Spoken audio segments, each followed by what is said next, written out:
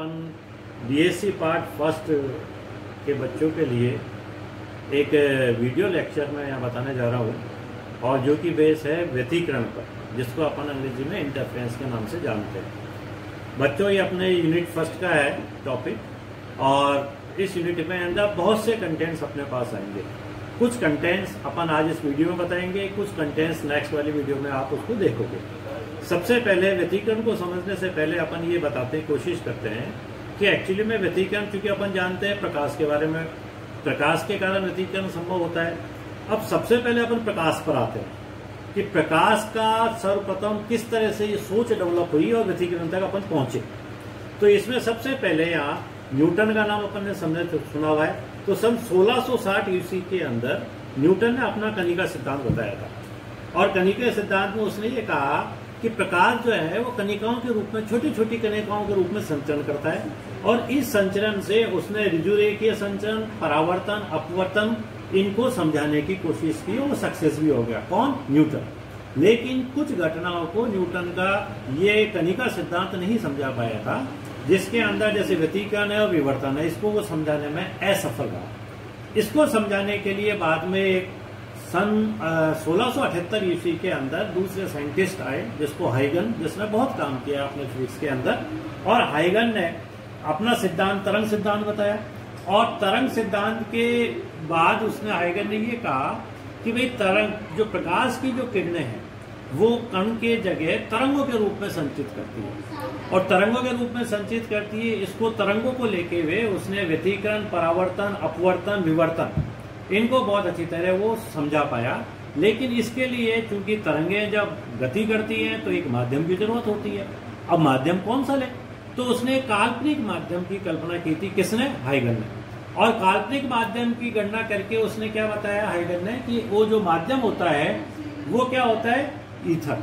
उसने जो माध्यम बताया हाइगन ने, और इस माध्यम को लेके उसने तीनों व्यतिकरण, परावर्तन, अपवर्तन, विवर्तन, ये वो अपने को स्पष्ट कर चुका। लेकिन फिर भी इस माध्यम को कंसिडर करके एक प्रॉपर्टी जिसको ध्रुवण कहते हैं, अपन पोलराइजेशन के नाम से जानी जाती है, उसको वो स्पष्ट नहीं कर पाया। कौन? हाइगन।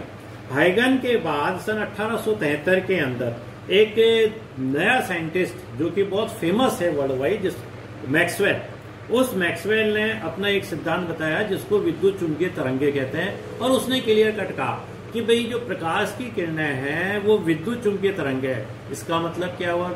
इसका मतलब ये हुआ बच्चों कि उस प्रकाश की तरंगों में विद्युत वेक्टर भी उपस्थित है और चुंबकीय वेक्टर भी उपस्थित है।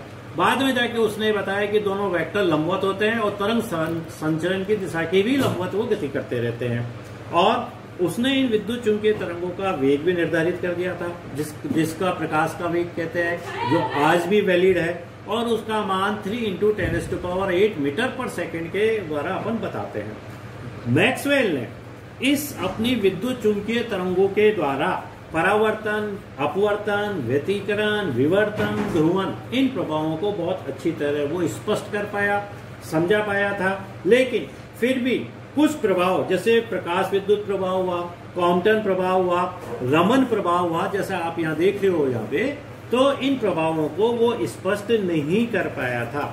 इन प्रभावों को आगे स्पष्ट करने के लिए एक फिर बाद में प्लांक नाम का एक साइंटिस्ट हुआ, मैक्स प्लांक, और उस प्लांक ने अपना एक प्रकाश का क्वांटम सिद्धांत उसने बताया।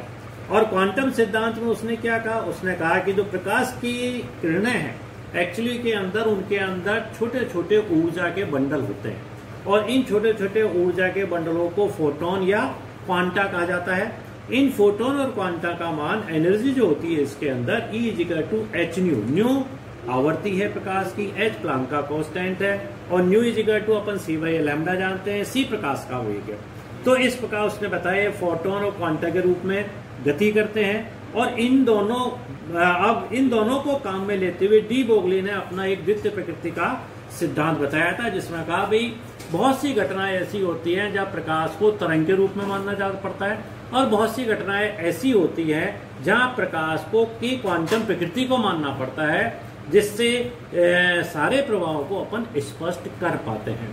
ये तो सारे प्रकाश के बारे में था।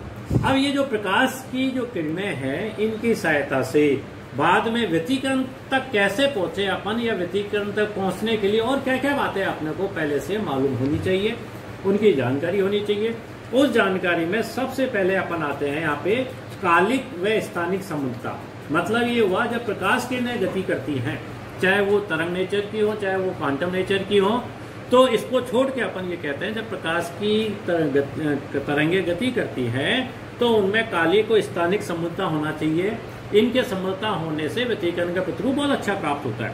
अब ये है क्या, कालिक संबंधता क्या है और स्थानिक संबंधता क्या है, तो इसको समझने के लिए एक छोटा डायग्राम मैंने यहाँ बताया आपको बच्चों। कालिक संबंधता के बारे में मैं पहले बताना चाहता हूँ बच्चों। उसमें ये देखो, यहाँ जो डायग्राम बनाया है ये तरंगों का है, जो प्रकाश की तरंगें हैं। अब ये कैसे मिलती है इसको बताने के लिए ये क्या होता है कि जब भी कोई परमाणु हायर एनर्जी स्टेट से लोअर एनर्जी स्टेट में जंप करता है तो कुछ रेडिएशंस निकालता है, और वो रेडिएशंस की इनको तरंगों के द्वारा बताया। लेकिन परमाणु जो हाई एनर्जी से लोअर एनर्जी के स्टेट में आता है तो वो रैंडम होता है, मतलब वो अपनी इच्छा से जंप करके आता है, उसको अपन कंट्रोल नहीं कर सकते। जैसे एक परमाणु आया, उसने ये तरंग दी, दूसरे ने ये दी, तीसरे ने ये दी, चौथे ने ये दी, तो इनका जो टाइम है ये सबका अलग अलग आता है। अब इनका टाइम अलग अलग आता है तो इसमें एक नेचर अपने को दिख रही है कि एक पर्टिकुलर टाइम के लिए इनमें ये ग्राफ वक्रीय अपने को मिल सकता है, और इसको अपन संबंधता काल या कोहेरेंट टाइम के रूप से अपन यहाँ बता सकते हैं। तो इस प्रकार से अपन ये भी कह सकते हैं कि इस प्रकार की कला संबंधता ही कालिक संबंधता कहलाती है। ये जो संबंधता आ रही है अपने पास, इसको अपन कालिक संबंधता भी कहते हैं। इस कालिक संबंधता के बारे में अपन ये भी कह सकते हैं कि वह दूरी जो संबंधता काल डेल्टा टी में प्रकाश तरंग तय करती है उसको अपन संबंधता लंबाई, और यहाँ उस संबंधता लंबाई को अपन ने कैपिटल एल से बताया है, और इस कैपिटल एल को अपन समीकरण 1 के द्वारा अपन यहाँ बता रहे हैं यहाँ पे। इसके अलावा यहाँ एक ग्राफ और खींचा है कि जो भी प्रकाश किरण या आरे अपने को मिल रहे हैं, जो एटम्स जंप करके नीचे आ रहे हैं, अगर उनकी इंटेंसिटी और फ्रीक्वेंसी के बीच में ग्राफ खींचे तो इस तरह का ग्राफ अपने को इंडिविजुअल एटम के लिए अपने को मिल सकता है। इस ग्राफ से अपन स्पेक्ट्रम में रेखा की परिमित परिशुद्धता को अपन बता सकते हैं, जिसका मान Q = lambda upon delta lambda. Delta lambda delta nu से संबंधित है। ये फ्रीक्वेंसी के डिफरेंस को अपन बता सकते हैं। इसमें एक बात बहुत ही अच्छी अपने को मिलती है कि अगर डेल्टा न्यू 0 है, मतलब ये फ्रीक्वेंसी, ये इस तरह से ग्राफ में आके एक स्ट्रेट लाइन अपने को अगर मिलती है, तो उस केस में अपन कह सकते हैं कि जो भी प्रकाश आ रहा है वो मोनोक्रोमेटिक है। मोनोक्रोमेटिक का मतलब होता है कि एक वर्णीय प्रकाश, और अपन जानते हैं कि व्यतिकरण के लिए अपने को एक वर्णीय प्रकाश की बहुत जरूरत होती है।